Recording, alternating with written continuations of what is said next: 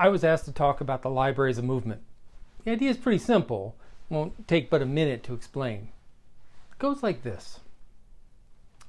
Instead of thinking of the library as a place or a collection or even an agency that employs folks, think of it as an umbrella where librarians work with different people across the community to improve the community, help the community make smarter decisions, and ultimately help people find meaning in their lives. It is tied to the mission of a librarian to improve society through facilitating knowledge creation in his or her community. So the building is a tool. It's a tool that allows people to come together with other tools in a place. A collection of books and other materials are also tools that librarians steward and community members use. Programs, services, engagement can happen in a building or not, but it is the engagement that makes it a library. So, there you go. Those words, even the outline of the idea is pretty easy, but as with most things, the devil's in the details. It is those details that I want to talk about, and it is the sum of those details that help us understand what happens with libraries in the pandemic and what we need to do now to get out of it and move forward. Let's start with the part of the mission that says our job is to improve society. This one phrase, that we seek to improve society, means we are in the business of change. To improve something means you must both understand where something is and where it needs to go. Librarians, for a couple hundred years, could certainly see that in their work. After all, we help people read, we help people learn, we help people change for the better. For more than a century, that kind of statement was seen as objective and unbiased. After all, who could deny that a more literate community, a more powerful, a more able community was a bad thing? The answer, of course, is a bunch of people. You had to see this coming. And you might think this is when I talk about challenged books, the religious conservatives that want our collections excised of magical wizards and mentions of trans rights. But instead, I want to talk about the backlash to libraries carrying a new type of item in the late 1800s. In 1882, one newspaper ran an editorial against the public library carrying novels. They said those who would read such trash were, quote, school children, factory and shop girls, men who tended bars, drove carriages, and worked on farms and boats, and finally, fallen women, and in general the denizens of the midnight world, night owl prowlers, and those who live upon sin and its wages. Once again, this was talking about literary novels. Today, we see novels and fiction as instrumental in our mission to promote literacy. What changed?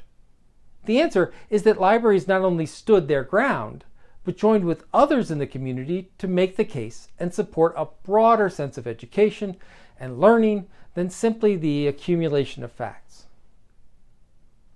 Today, we see literacy and novels as an unbiased provision of access because the general public now holds this belief as well.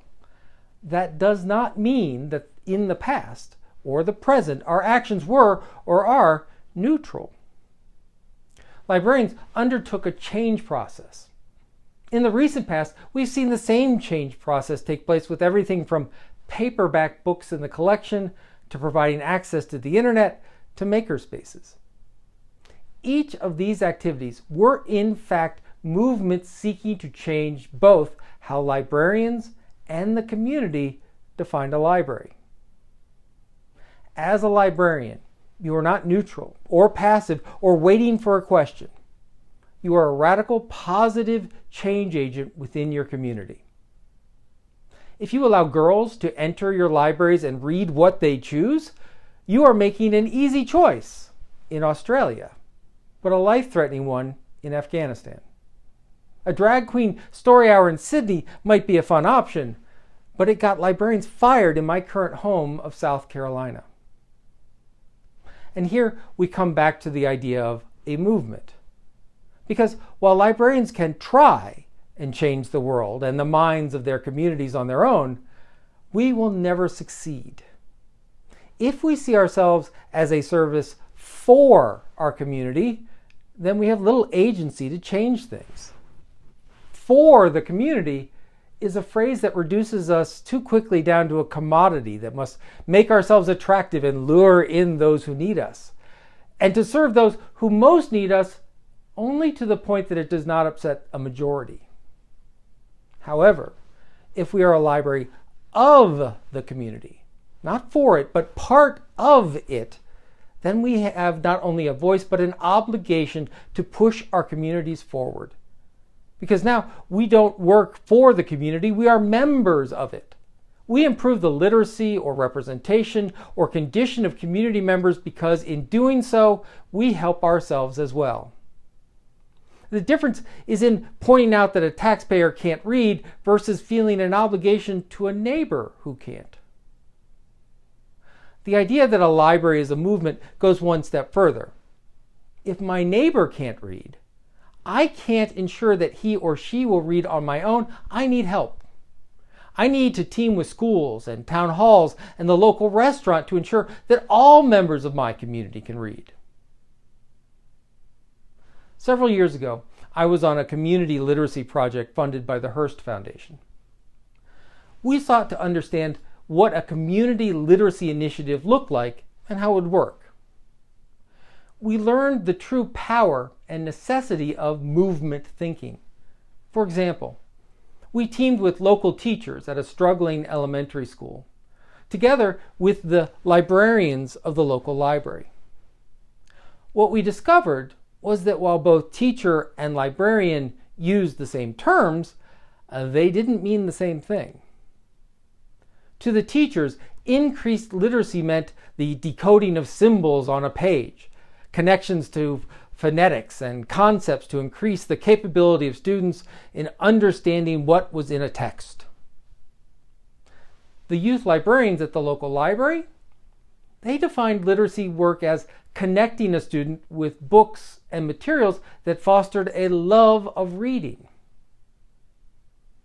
This led to confused parents and students because they kept hearing the same term being used differently. We also discovered that simply demonstrating the necessity of reading couldn't just happen in literate places like schools and libraries. Students and parents alike needed to see how important reading was to the local pizza maker. They needed to see the importance of literacy at parades and youth sports activities. Local employers had to see not only the importance of reading, but see how important it was to read at a grade level by third grade.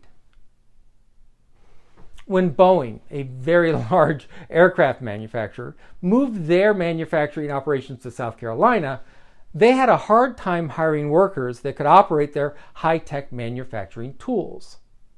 So, they started STEM programs, science, technology, engineering, mathematics programs in the local high schools. They found that high school was too late because the kids couldn't read well enough to learn the science. They realized they had to take a very long view and support basic literacy in elementary school.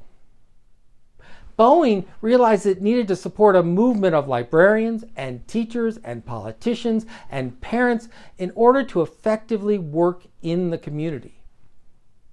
Reading had to move past the responsibility of a teacher to a joint effort across the county. At one of the program events we did for this project, an education professor was demonstrating to parents how to read to their children. After the session, a mother came up to the professor with a baby in her arms, and the mother asked, "On this page, what did you say?" After the professor repeated her words, the mother would ask about another page, and then another. The professor soon realized the mother couldn't read. But the mother knew it was important for her child, and so she was going to memorize that whole book. That mother needed a literacy movement. teachers to help the children, tutors to help the mother, a library to connect them all to resources and each other. Cazenovia is a small and frankly very wealthy village in central New York. While the village has some strong income base, it is located in actually one of the poorest counties in the entire state. The library director, Betsy Kennedy, realized that a lot of poor families were not coming to the library, but instead were going to the local food pantry. So she set up an early literacy program in the food pantry. At the end of one of these sessions, she was giving out books, new books, to the kids in the program. She handed a book to an 8-year-old girl who then started to cry. When asked why she was crying, the girl said, "This is the first new thing I have ever owned." That book represented so much more than a thing to access or to read. It was a declaration of worthiness. Betsy expanded the program first to churches across the county. And then to the parents, she began bringing in programs for the parents to help them finish their high school degrees. The point is that while Betsy, as a librarian, was instrumental in helping these families, she couldn't have done it on her own. Not only did she need her movement to include people at the food pantry, but educators and tutors, and most importantly, her village community. She needed taxpayers to be okay funding this program. When taxpayer funds were not enough, the community itself gathered and donated money and their time to make the system work. And to be clear, these movements, these proactive efforts of librarians connecting people across a community goes far beyond literacy and reading. On June 17, 2015, a 21-year-old white man walked into Emmanuel African Methodist Episcopal Church in Charleston, South Carolina. He sat through a Bible study, and as that Bible study ended, he shot and killed 9 black practitioners in an act of evil racism. What followed was a sort of awakening, an intense discussion of race in the state. It eventually led to the removal of Confederate flag that had, to that point, flown over the state capitol. However, 5 years later, after the murder of George Floyd and during the COVID lockdown, protesters took to the streets of Charleston. Many community leaders recognized that in the intervening 5 years, the conversation on race and racism had not progressed. So they asked the public library to take the lead in rekindling the conversation. Why the library? Well, during the pandemic, the library had proven itself a place not just of refuge, but a place of positive change. It had opened its doors for voting in the 2020 elections.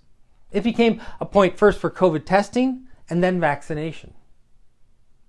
About an hour up the way at the Richland Public Library, they had been hosting a series of events called Let's Talk Race. These didn't start with the Floyd killing, but instead formed years earlier. They had former white supremacists sitting next to black elders in an audience of 50 or more, talking about how the community could overcome racism and come together. And here's the important part. The library didn't just put out a flyer and set out chairs. They sent librarians for facilitation training. Before one flyer was printed, the staff sat together and had the difficult conversation themselves. The librarians then were part of the conversation, not just hosting it. This is what it means to be a movement. The form, the topic, doesn't matter. It might look like a community makerspace. It might look like a community-wide reading club around a single book. It might look like co-working spaces in libraries for entrepreneurs or co-learning spaces for students enrolled in online programs. It might look like bicycle book carts riding through local neighborhoods or pop-up collections on a beach. What the movement does doesn't matter. Where the movement occurs doesn't matter. That people come together and join with librarians and their tools, that's what matters. And now comes the important part. The important part is that our communities desperately need us right now.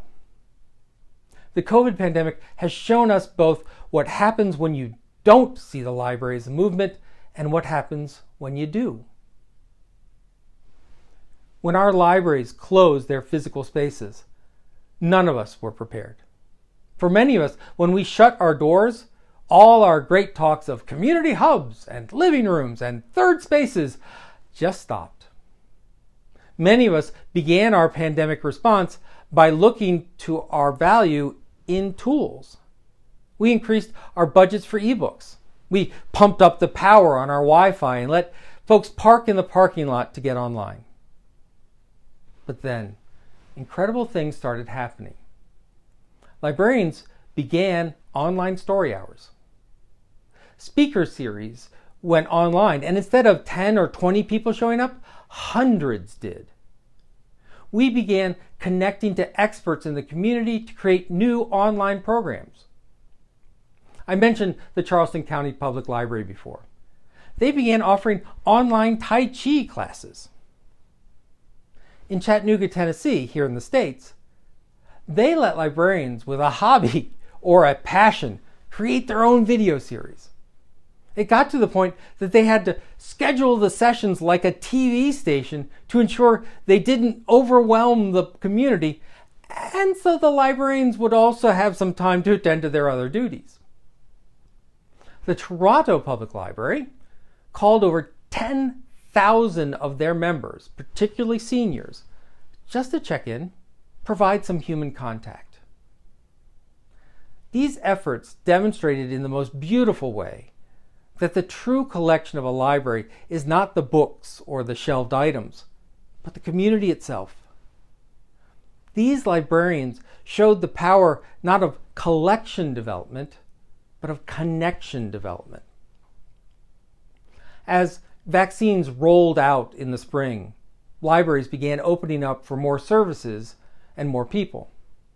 However, as has become clear with the resurgent Delta variant, the future remains uncertain. However, libraries in the U.S. have been taking stock of the past year and thinking about what lies ahead. The days when online and in-person were seen as disconnected are over. Many librarians report quickly advancing services that had been long discussed, such as suddenly we were able to do online library card registration. We were able to provide unrestricted virtual meeting spaces and advanced on loaning out hotspots and items and materials. Libraries have seen their spaces as more useful for non-collection activities. Librarians are using their buildings to create safe spaces for testing, vaccination, voting, food distribution, and co-locating social services with information services. In many ways, COVID has accelerated putting the community needs, regardless of the relationship to the collection, at the center of what they do. COVID has also begun a serious soul searching about librarians as a workforce. In the height of the pandemic, many frontline librarians rejected virtue calls to be first responders or to serve their communities without regard to their own safety. Librarians, as workers, used the pandemic to demonstrate the divide between administration and the front line, and for administration to place the safety of employees at the top of the decision list. The idea of librarians being first responders has now morphed into the idea of first restorers, that our librarians in public, academic, school, and special libraries had to be ready to stitch together communities after the trauma of a pandemic and other disasters. We could more clearly see that the librarians and staff of a library are a community in and of themselves and also need to be cared for. Many libraries are implementing hybrid and flexible work schedules. Many libraries are implementing wellness services for staff and the public alike. Now, I could end here. Happy librarian land, where once again we are the heroes of our story. But that would not only be dishonest, but miss the most important work we have before us today. You see, the corollary of being of the community is that you represent that community, the good and the bad. In Australia, as in the United States, our libraries are built on indigenous lands. Our institutions still carry vestiges of systemic racism. We don't get to ignore those or think somehow we can out-virtue our past. Being of the community means we have an obligation to recognize where our work creates inequities. Being of the community means we have to use our voice to indeed work towards a better society. We also have before us today a desperate need to use our power and tools and partners to move us out of the pandemic. We must team with medical community to increase access to vaccines and, more importantly, to confront misinformation and conspiracy theories. We must recognize that this pandemic has been made worse by growing international xenophobia and nationalism that has turned science into a divisive politics and undermined rationalism for dogma. We must recognize that as national narratives have fractured, we must be part of building up local narratives that are inclusive and celebrate diversity. We must demonstrate, starting with our own field, that to love something is not to be uncritical, but to find our faults and work to be better. We must be a global movement, across borders, that builds a better society, one local relationship at a time. Thank you.